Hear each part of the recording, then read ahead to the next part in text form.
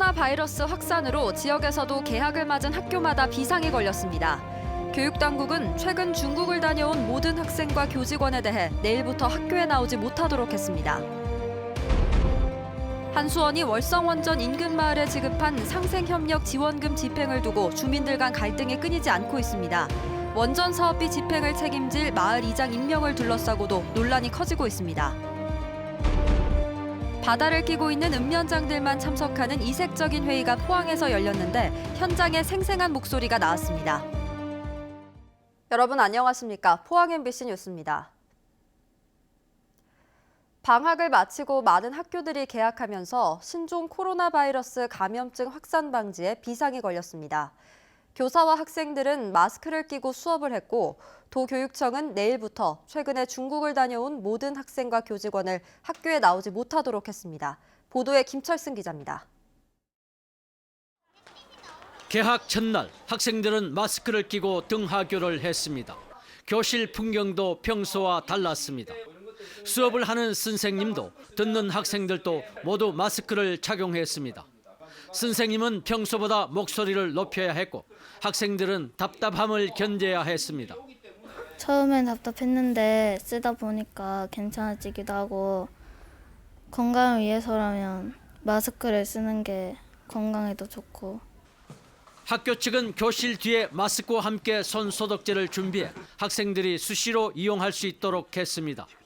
전교생이 모이는 개학식과 졸업식은 열지 않기로 했습니다. 다가오는 졸업식도 우리 많은 사람들이 접촉을 피하기 위해서 교실 졸업식을 하기로 예정하고 있습니다. 하지만 현실적인 어려움도 따르고 있습니다. 수업 중에는 마스크를 착용한다 해도 밥을 먹을 때는 어쩔 수 없습니다. 제한된 시 공간이라 밀접하게 앉을 수밖에 없는 것도 문제입니다. 방과 뒤 운동장에 뛰어노는 어린이들에게도 마스크는 뒷전입니다. 노력해도 한계가 있는 것입니다. 도교육청은 마침내 중국을 다녀온 지 14일이 넘지 않은 모든 학생과 교직원들에게 4일부터 학교에 나오지 않도록 했습니다. 종전에는 후베이 성만이 자가격리 대상이었는데 확대한 것입니다. 지금 현재 이제 확진 환자들이 증가되고 있고 또 최근에 3차 감염자가 나오기 때문에 이를 확산을 방지하기 위해서 도교육청은 또 조금이라도 의심 증상이 있으면 즉시 신고하도록 당부했습니다. MBC 뉴스 김철승입니다. 그동안 정부는 신종 코로나 환자와 얼마나 가까이 오래 동석했느냐를 파악해 밀접 접촉자를 찾고 격리 조치해왔습니다. 이 기준은 네 번째 환자가 나온 직후 만들어졌는데 그 이전 접촉자들에겐 소급 적용되지 않은 것으로 확인됐습니다. 밀접 접촉인지 일상 접촉인지 재분류하지 않고 외출이 가능한 능동감시 대상으로 그냥 놔둔 건데 전국적으로 100여 명, 경북도 6명이나 됩니다. 홍석준 기자가 보도합니다. 정부의 신종 코로나 대응 지침이 강화된 건 네 번째 환자가 발생한 직후인 지난 28일. 확진자와 얼마나 밀접하게 만났는지를 파악해 밀접 접촉자는 14일간 격리하도록 하는 내용이 추가됐습니다. 그러나 개정 전 대응 지침은 밀접 접촉 개념을 따로 두지 않았습니다. 확진 환자와 접촉했어도 증상만 없으면 외출이 가능한 능동감시 조치에 그친 겁니다. 1번, 2번, 3번 환자와 접촉한 사람들이 여기에 해당합니다. 그런데 지침이 강화된 뒤에도 이들에게 여전히 느슨한 과거 지침이 적용되고 있는 것으로 확인됐습니다. 6번 환자에게 바이러스를 옮긴 3번 환자의 접촉자들만 뒤늦게 재분류가 이루어졌을 뿐 1, 2번 환자와 접촉한 전국의 110명, 경북 6명의 접촉자들은 격리 대상이 되는지 별도의 추가 조사 없이 외출 등 일상생활을 하고 있는 겁니다. 재분류하느냐 안 하느냐를 여쭤봤을 때 안 하신다고 해서 우리는 이제 그냥 능동감시로 계속 가는 거였어요. 그러니까 우리끼리도 그 얘기가 있었거든요. 이에 대해 질병관리본부는 바뀐 지침을 소급 적용하지 않았고 접촉자들은 해당 시점의 지침에 따라 적절히 관리되고 있다고 해명했습니다. 확진 환자 접촉 시점에 따라 서로 다른 격리 기준이 적용되는 셈인데 물 셀 틈 없어야 하는 접촉자 관리에 혼선을 주는 것 아니냐는 우려가 나옵니다. MBC 뉴스 홍석준입니다. 울릉군은 신종 코로나 바이러스 감염증의 확산을 막기 위해 도동과 저동 여객선 터미널에 열감지 카메라를 설치해 운영합니다. 열감지 카메라를 이용해 울릉도 입도객의 체온을 모두 측정하는 등 만일의 사태에 대비하고 울릉군 보건의료원에도 선별 진료소를 설치해 운영하고 있습니다. 포항과 안동 지역 29개 시민사회단체가 KBS 지역방송국 폐쇄 절차 중단을 촉구했습니다. KBS는 오늘부터 대구 총국의 7시 뉴스 확대 편성으로 을지국인 포항의 경우 취재 인력은 2명, 카메라 인력은 1명으로 줄었습니다. 열린 사회를 위한 안동 시민연대와 민주노총, 정의당 경북도당 등 27개 시민사회 단체들은 국가 균형 발전과 지역 시청자 알 권리를 보장해야 할 공영방송의 책무가 아니라며 도지사와 도의회가 나서라고 요구했습니다. 한수원이 월성 1호기 계속 운전과 관련해 원전 인근 마을에 지급한 상생협력 지원금 집행을 두고 주민들 간 갈등이 끊이지 않고 있습니다. 최근 사업비 집행을 책임질 마을 이장이 새롭게 임명됐는데 일부 주민들의 반발이 커지고 있습니다. 임재국 기자가 보도합니다. 월성원전 인근 경주시 양남면 나아리 주민들이 행정복지센터 앞에서 집회를 열었습니다. 한수원의 상생협력 지원금 집행을 책임지는 마을이장 선임에 문제가 있다는 것입니다. 주민들은 마을개발자문위원회의 추천을 받아 경주시가 일방적으로 이장을 선임했다고 주장했습니다. 특히 월성원전의 상생협력 지원금으로 읍천항 일대에 추진하는 마을 공동사업에 대해 투명한 정보 공개를 요구했습니다. 지금 진행되고 있는 사업들이 투명하게 검증할 수 있도록 그에 대한 저희들이 요구하는 자료를 저희들에게 제출해 달라 이거예요. 그러면 충분히 검증해서 문제가 없을 경우에 우리도 인정하겠다는 이야기예요. 새로 임명된 이장은 상생협력 지원금 집행에 대한 자료는 개별적으로 열람할 수 있고 이장 선임은 마을 정관에 따라 이루어져 법적으로 문제가 없다고 해명했습니다. 원래 3월 달 되면 완공이 됩니다. 완공되면 그 총회를 열어서 모든 자료를 공개하고 문제가 있으면 책임을 지기로 그래가 이야기를 다 했습니다. 경주시는 현재 조례의 경우 이 통장 선임 절차에 대한 구체적인 규정이 다소 미흡해 갈등을 겪게 된다며 조례 개정이 필요하다는 입장입니다.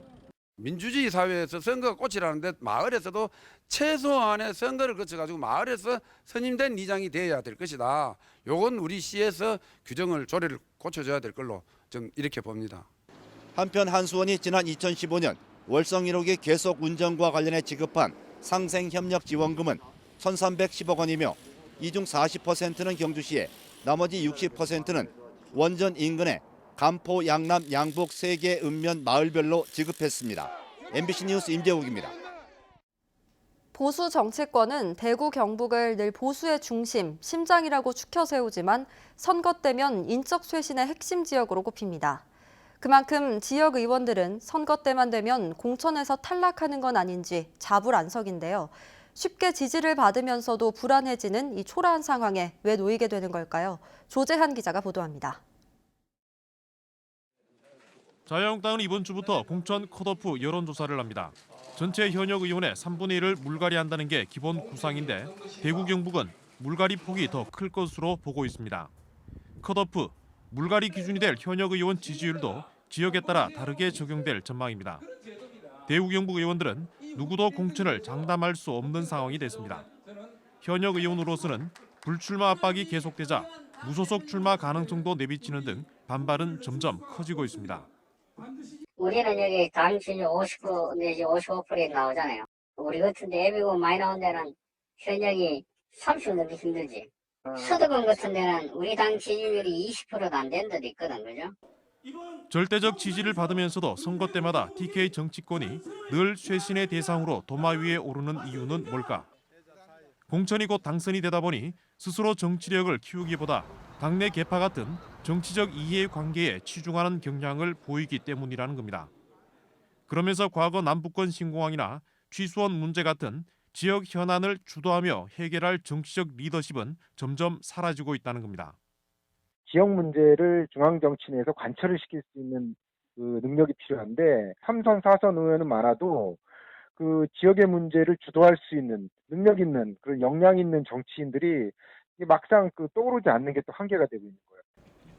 오랫동안 보수의 성지로 축혀 세워왔지만 정작 지역의 정치인들은 선거 때만 되면 가시방석에 앉은 듯 좌불안석해야 하는 게 지역의 초라한 정치 현실입니다. MBC 뉴스 조재환입니다. 더불어민주당 경북도당이 4.15 총선을 맞아 경북 지역 8대 전략을 발표하고 64개 공약을 제시하겠다고 밝혔습니다. 8대 전략은 지방 소멸 걱정 없는 경북 농촌 살리기, 교통 오지 없는 경북 만들기, 일자리 넘치는 젊은 경북 등입니다. 특히 농촌 살리기를 위해 농민 기본소득제, 농산물 가격 보장제, 동부권의 농산물 도소매 시장 증설 등 8개 공약을 제시했습니다. 무소속 전찬걸 울진군수가 자유한국당에 입당했습니다. 전 군수는 신한울 원전 3, 4호기 건설 재개 등 지역 현안 추진과 울진 발전을 위해서는 정당 지원이 필요하다며 입당했습니다. 또 전 군수와 함께 무소속 이세진 울진군 의원도 자유한국당에 입당했습니다. 바다를 끼고 있는 읍면장들만 참석하는 이색적인 회의가 오늘 포항 환동해 지역 본부에서 열렸습니다. 현장의 생생한 목소리를 듣고 이를 반영해 정책을 세우는 이른바 바텀업 방식의 행정을 펼치기 위해서입니다. 이규설 기자입니다. 최남단 경주에서 최북단 울진까지 경상북도의 해안선은 537km에 이르고 27개 읍면이 바다에 접해 있습니다. 바다를 끼고 있는 임해 지역 읍면장이 한자리에 모였습니다. 현장의 생생한 목소리를 듣고 정책에 반영하기 위해서인데 자유로운 분위기 속에 현재 추진 중인 정책에 대한 다양한 의견이 제시됐습니다. 새로운 어떤 미션을 이제 개발하시려는 의도인데요. 그런 부분을 장황하게 설명을 해주세요. 8km를 진짜 우리 반려동물하고 산책할 수 있게만 전부 책으로 만들어 놓으면 그 지역 먹고 살아요. 서울에서 온다고 일부러. 그 옆에 펜션 먹고 살아요. 그런 시대가 왔다니까요. 주민들의 건의사항을 읍면장이 직접 도청해 전달하기도 했습니다. 먼저 반경 20km 지점까지 행정 지원 등은 물론 원자력 상생자금 지원이 꼭 이루어지도록 간곡히 건의를 드립니다. 바다를 끼고 있는 읍면자들만 따로 모여 회의를 연 것은 이번이 두 번째. 지난해 3월 열린 첫 회의에서 안건으로 제시된 포항 흥해읍 용환이 서퍼비치 조성안은 이미 도비와 시비 20억 원을 확보해 사업이 진행되고 있습니다. 읍면장들이 건의한 현장의 목소리가 정책에 우선 반영되고 있는 겁니다. 올해는 또 동해안의 읍면장이 제공한 지역의 세세한 정보를 한데 모아 관광 명소와 맛집, 대를 물려 내려온 오랜 가게 등을 소개하는 책자를 만들어 발간할 계획입니다. 경상북도는 앞으로 1년에 2차례씩 임해 지역 읍면장 회의를 열고 해양 관련 특화 정책 발굴에 적극 나설 계획입니다. MBC 뉴스 이규설입니다.